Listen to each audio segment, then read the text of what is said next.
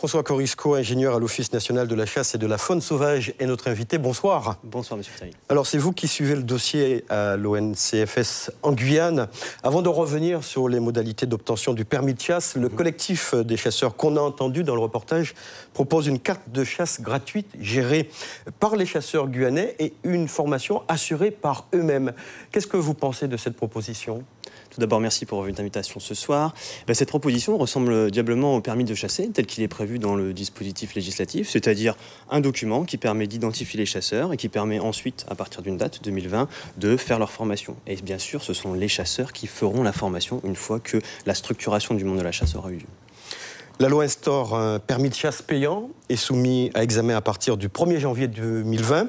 D'ici là, tous les chasseurs doivent s'inscrire gratuitement auprès de la mairie du domicile. Quelles sont les démarches que devront faire les chasseurs pour recevoir ce permis gratuit pour le moment ?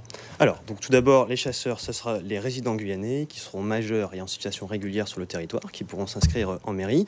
Le travail va rester encore à faire, bien sûr, avec en particulier les maires, pour voir comment le dispositif va être appliqué dans les mairies et quelles seront les démarches administratives. Mais le but, c'est que ça soit simple et que les chasseurs puissent recevoir rapidement et gratuitement ce permis de chasser en Guyane. Alors, beaucoup de fusils de chasse sont utilisés pour commettre des braquages.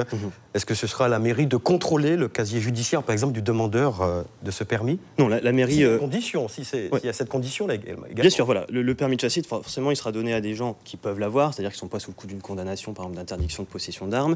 Et ça ne sera pas à la mairie de faire ce travail. La mairie sera un guichet, finalement, et ensuite, quand le permis de chasser va être émis, il y aura bien sûr une vérification du statut de la personne vis-à-vis de la justice. Les majeurs seulement pourront avoir ce permis dans le mineur ? Oui, voilà. Donc, dans le cadre de cette distribution du permis, pour l'instant, c'est les majeurs. Ensuite, quand le permis sera mis en place, il y a des dispositifs de chasse accompagnés. Donc, c'est ce qui existe aussi dans tous les autres départements du territoire. C'est-à-dire qu'un chasseur, à partir de 15 ans, peut être accompagné, comme dans le cas de la conduite accompagnée d'ailleurs, par un chasseur expérimenté pour qu'il lui apprenne les techniques de chasse. Alors, vous dites que c'est exactement ce que vous proposez, cette carte gratuite de chasse, la proposition du comité des chasseurs.